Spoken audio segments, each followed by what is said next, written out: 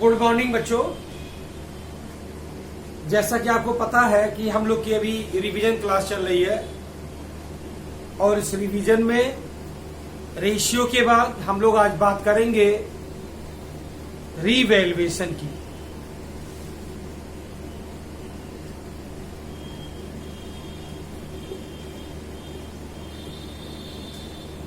Revaluation account. Revaluation account ये assets और liabilities को रीवैल्यूड करता है। तो इसकी जरूरत कब होती है? अगर ओल्ड पार्टनर यानी एग्जिस्टिंग पार्टनर अपने रेशियो को चेंज करते हो या किसी पार्टनर का फर्म में एडमिशन होता हो, यानी किसी न्यू पार्टनर का एडमिशन हो रहा हो, जैसे ए और बी हो और सी आ रहा हो, या कोई पार्टनर रिटायर हो रहा हो, जैसे एबीसी पार्टनर है तो ए रिटायर हो रहा हो, या किसी पार्टनर की डेथ हो जाए, इन सभी केसेस में रीवैल्यूएशन करना कंपलसरी है। रीवैल्यूएशन होता है एसेट्स एंड लायबिलिटीज। जब भी कोई रेशियो चेंज हो रहा हो, कोई पार्टनर का एडमिशन, रिटायरमेंट, डेथ, तो हम अपने एसेट्स और लायबिलिटीज को अपडेट करते हैं कि अब उसकी वैल्यू कितनी है। और ये रीवैल्यूएशन अकाउंट के ही प्रिपेयरिंग से ही पता चलेगा कि एट प्रेजेंट हमारा एसेट्स और लायबिलिटीज इंक्रीज डिक्रीज होने की वजह से प्रॉफिट में है या लॉस में।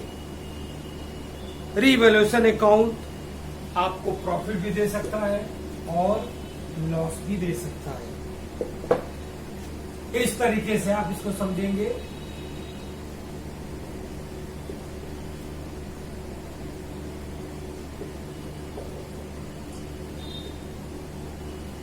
रीवैल्यूएशन एक नॉमिनल अकाउंट है। देखो, जब भी कोई लेजर बनाओ तो ये पता किया करो कि ये किस नेचर का है, पर्सनल, रियल या नॉमिनल। अब यहां पे देखो, रीवैल्यूएशन नॉमिनल अकाउंट है और नॉमिनल अकाउंट का रूल होता है अगर लॉस हो रहा हो तो डेबिट और अगर प्रॉफिट हो रहा हो तो क्रेडिट। सो यहां पे लॉस, यहां पे क्रेडिट। अगर एसेट्स की वैल्यू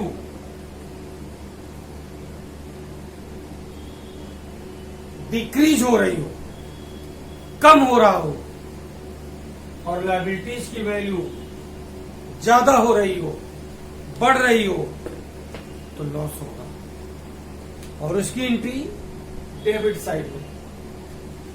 अगर हमारे एसेट्स की वैल्यू इंक्रीज हो रही हो, बढ़ रही हो, और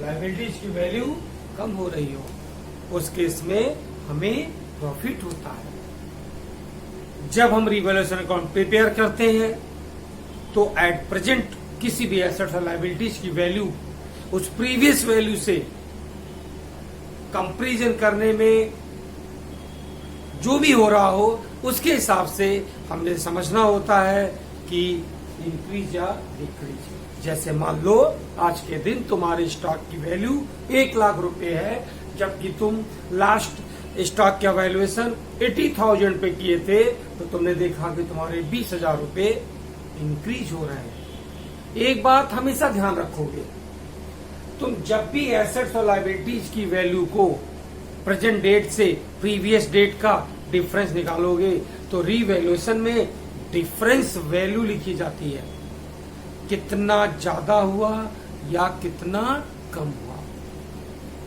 तो इस तरीके से, यानी कि अगर हमारी लायबिलिटीज, कोई क्रेडिटर है आज 15,000 रुपए का है, इसके पहले 12,000 रुपए का था, तो 3,000 रुपए ज्यादा हो गया, तो जो डिफरेंस वैल्यू है 3,000 उसे शो करते हैं। जब भी हमारे सामने रिवैल्यूएशन के टॉपिक आएंगे तो आपको प्रीवियस इंफॉर्मेशन, जिसे ओल्ड बैलेंस शीट कह सकते हो, लास्ट बैलेंस शीट कह सकते हो, वो दी रहती है। उस लास्ट बैलेंस शीट के और आज के डेट की जो इंफॉर्मेशन है, दोनों का डिफरेंस निकालने के बाद। और कभी कभी ओल्ड बैलेंस शीट में वो आइटम नहीं होता है, लेकिन आज के डेट में, आज के दिन, जिस दिन हम रिवैल्यूएशन अकाउंट प्रिपेयर कर रहे हो, वो क्रिएट हो जाता है। जैसे कोई आउटस्टैंडिंग एक्सपेंस पहले नहीं था, आज आ गया। कोई प्रीपेड, कोई एक्रूड, कोई ऐसा अनफोर्सिन लायबिलिटीज जो कि हमारे प्रीवियस बैलेंस शीट के रिकॉर्ड में नहीं था, आज आ गया। ऐसा कोई अनफोर्सिन एसेट्स जो हमारे प्रीवियस में नहीं था, आज आ गया। इसे भी रिवैल्यूएशन में इस तरीके से शो करते हो। अगर आउटस्टैंडिंग एक्सपेंस है तो आपका लॉस हो रहा है, और अगर प्रीपेड एक्सपेंस है तो आपका प्रॉफिट हो रहा है। अगर एक्रूड इनकम है तो प्रॉफिट हो रही है। अगर कोई अनफोर्सिन लायबिलिटी है या कोई अनफोर्सिन एसेट्स है, तो इस तरीके से ये हमारे प्रॉफिट की चीजें हैं, ये हमारी लॉस की चीजें हैं, और इस तरीके से हम लोग रिवैल्यूएशन अकाउंट प्रिपेयर करते हैं। एक पॉइंट समझ लो,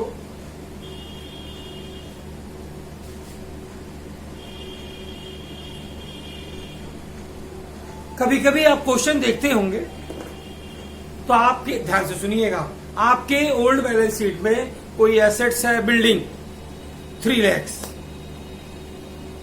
और नीचे लिखा एडजस्टमेंट में, रिवैल्यूएशन के लिए इंफॉर्मेशन में, एसेट्स वैल्यूड अप टू 3,50,000। वो ये कह रहा है कि हमारा 3 लाख रुपए का एसेट्स था और अब 3,50,000 रुपए तक का हो गया, तो 50,000 इंक्रीज हो गया। आप दिखा देंगे क्रेडिट साइड में।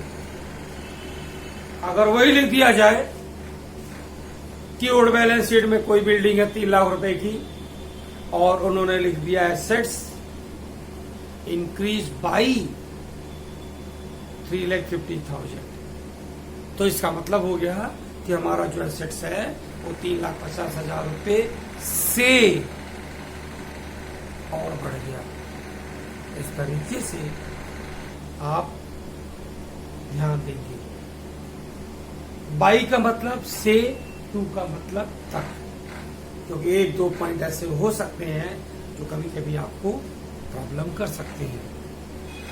एक और बात, जब भी किसी डेटर पे कोई एडजस्टमेंट होता है, जब भी किसी डेटर पे एडजस्टमेंट होता है, तो जब हमारा रिवैल्यूएशन बनता है तो डेटर का वैल्यूएशन, कैलकुलेशन, कुछ भी बैलेंस शीट के एसेट्स के जो अंदर की वैल्यू होती है इनर कॉलम में, उस पे ध्यान देते हैं।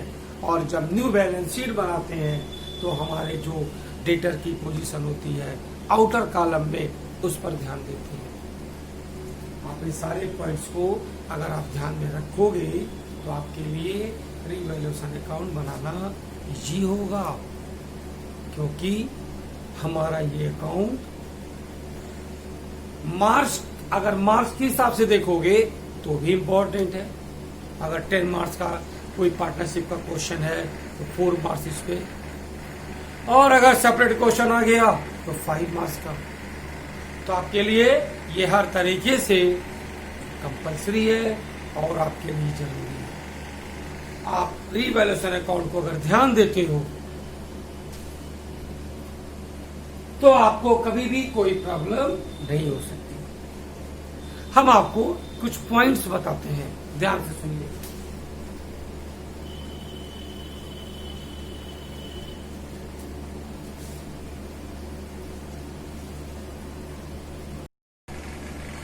तो बच्चों ये कुछ पॉइंट्स मैंने सेलेक्ट किए, देखिए। Provision for bad debts was found to be in excess by 5000, stock to be written down by 3000, outstanding expense brought down to rupees 1200, unrecorded investment 10,000। कुछ ऐसे पॉइंट्स आ जाते हैं जहां में थोड़ी दिक्कत होती है, उसी को आप थोड़ी प्रैक्टिस करेंगे तो क्लियर होगा। ये है रीवैल्यूएशन अकाउंट। सपोज करिए कि आपको रीवैल्यूएशन अकाउंट बनाना है।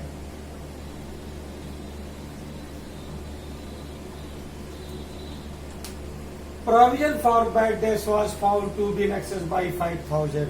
आप पहले समझिए प्रोविजन फॉर बैड डेट्स होता क्या है। तो प्रोविजन फॉर बैड डेट्स, ये पैसा आपके लॉस हो सकते हैं, डेटर से नहीं मिलेंगे, डूब सकते हैं। कह रहा जो पैसा मैंने सोचा था डूब जाएगा, उसमें 5,000 रुपये एक्सेस हो गया, तो आपके लिए फायदा हो गया कि 5,000 रुपये आपको नहीं डूबेगा, वापस मिलेगा, हमें फायदा हो गया। Stock written down by 3000, stock assets है, रिटर्न डाउन का मतलब कम होना, डाउन कम 3000।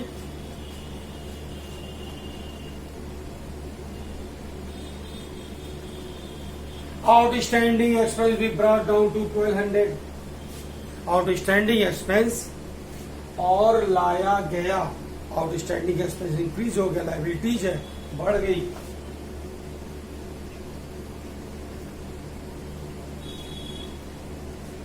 अनरिकॉर्डेड इन्वेस्टमेंट 10,000, एसेट्स है, आपके बैलेंस शीट में रिकॉर्ड नहीं था, अब बढ़ गया, एसेट्स इंक्रीज हुआ।